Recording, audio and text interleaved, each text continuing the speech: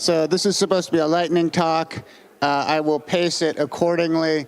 I don't know who made these slides. Don't look at them too carefully. So my name is Chhi'mèd Künzang. I'm the creator of the Lurk programming language, and I work at Lurk Lab. Lurk is a zero-knowledge programming language, which means it's possible to create succinct zero-knowledge proofs of program evaluation. We do this with snarks. As a review, statements to be proved in snarks need to be represented as arithmetic circuits. If I want to prove that, for example, 7a squared plus 3b plus c equals d, I need to express this in a circuit like so. So, unfortunately, if I want to create a single circuit that can prove any arbitrary Turing-complete program evaluation, it would need to be a really big circuit. In fact, it would need to be infinitely large, since there's no guarantee of how long a program takes to terminate, or even if it ever does. So the progression I present in this talk is mostly about how we take advantage of a series of cryptographic improvements to progressively refactor our circuit into ever more efficient topologies. So remember that the notional starting point is a single monolithic circuit. So Lurk is a Lisp. It addresses one part of the circuit size problem by representing programs as symbolic expressions.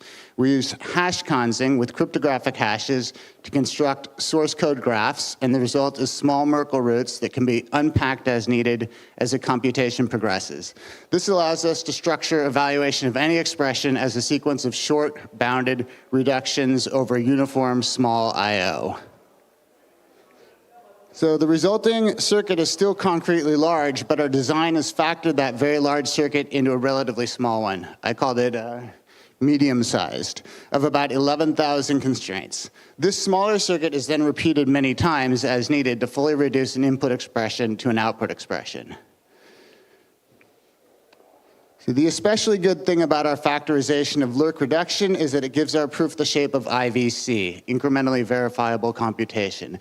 This allows us to use a folding scheme like that provided by Nova to compress the many repeated steps into only a single circuit instance whose satisfiability must be finally proved.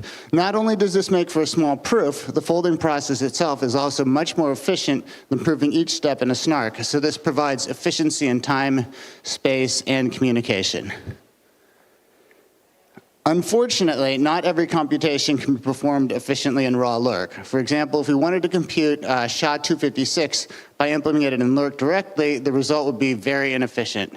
We would require Lurk iterations for every operation, and remember, each Lurk iteration costs 11,000 constraints, and that would be big to the big. So very, very many repetitions of Lurk reduction for even a single SHA-256. Fortunately, expressing SHA-256 efficiently in a circuit is already a solved problem. If we could just use an optimized R1CS implementation, that would be fine. So Lurk's goal is not to replace accelerated cryptographic implementations, but to interoperate with them seamlessly, allowing for safe, expressive, dynamic, high-level application development. Fortunately, Supernova, a later development, supports non-uniform IVC, and we've implemented this in our Arecibo fork of Nova. What non-uniform means here is that each step can fold one of many distinct circuits with all the same benefits of ordinary folding. This allows us to support computations that require the Lurk universal reduction circuit and arbitrary custom optimized circuits, which we call coprocessors. So think of coprocessors as like an FFI that lets you code in Python, but call out to C++ for performance. Unfortunately, NIVC alone does not solve the whole problem. You can think of the larger problem as one of efficient packing. Taking a step back, let's consider the overhead imposed by folding itself. Since the Lurk circuit is quite small, if we fold it naively, the cost will be dominated by the recursive overhead. Folding recursion is actually about twice as expensive as Lurk reduction itself. So we solve this by repeating the Lurk reduction many times in one circuit, increasing circuit size, but improving efficiency by amortizing the recursive overhead. NIVC puts a wrench in the gears, though, because non-uniform circuit folding still happens in a step-by-step manner. So consider what happens if we want to prove SHA-256 3 times, interspersed with the Lurk reductions grouped in a single folding step circuit. Now, every time we want to insert a SHA-256 proof, our sequential Lurk reduction is interrupted, and we are forced to use 3 blocks of Lurk reduction when we really only needed 1. This is inefficient. Lookup arguments come to the rescue. In particular, we use the logup technique implemented directly in our R1CS circuits.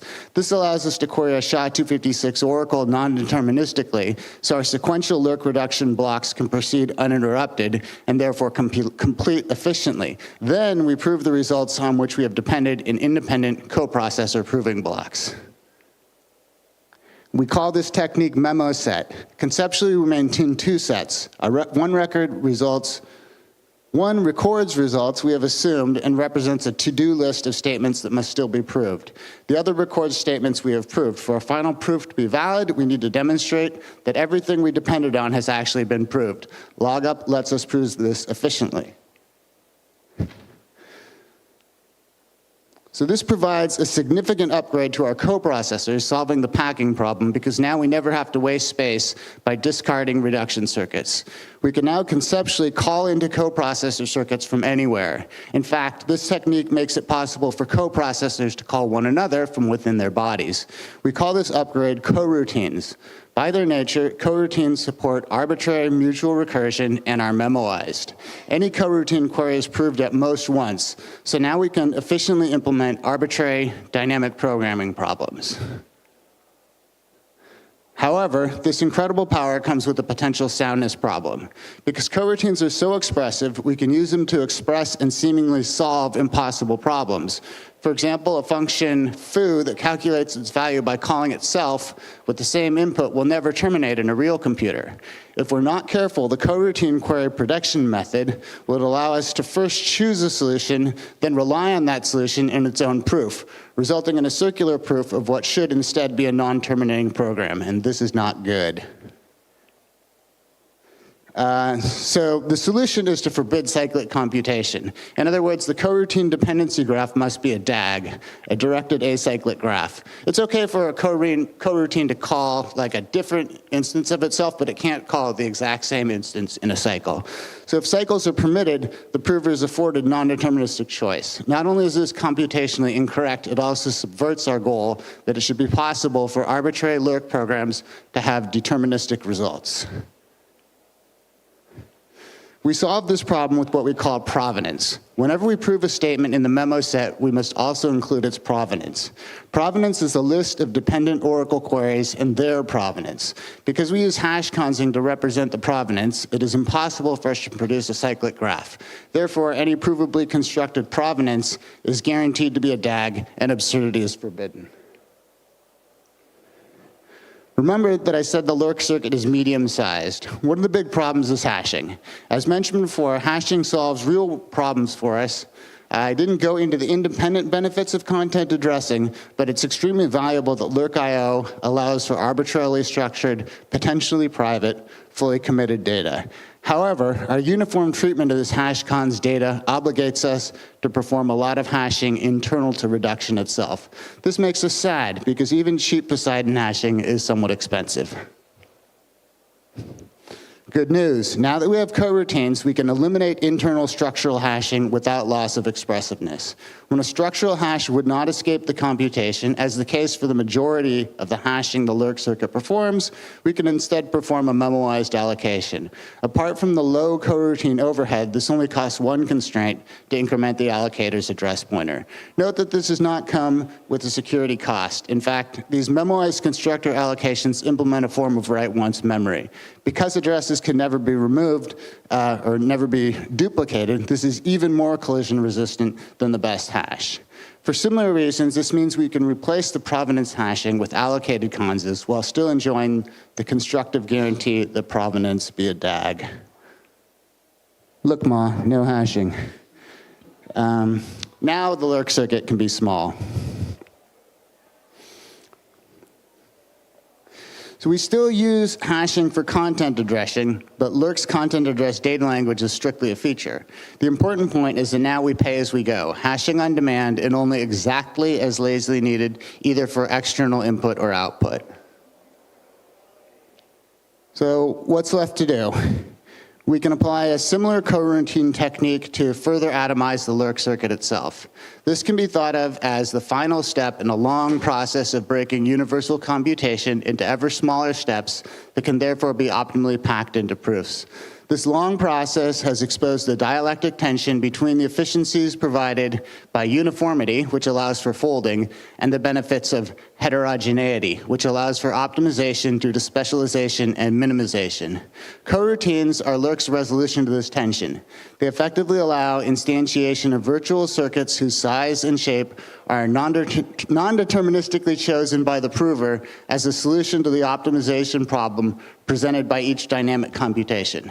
Expressing the Lurk reduction itself through coroutines will finally let us reach our goal, from medium to small to tiny. So we know what we have to do, and all that remains is to prove it. I finished on time. Oh.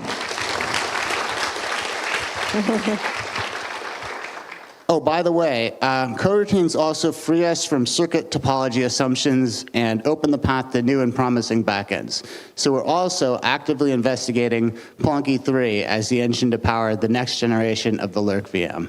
Thanks. Brilliant. That was very efficient. We have actually got a couple of minutes if you want to take some questions. Not really. Anybody? Oh, no. Are there any? You can also obviously catch Chhi'mèd afterwards as well. Any questions? Okay, we'll stay on time then. Thank you, Chhi'mèd. Great.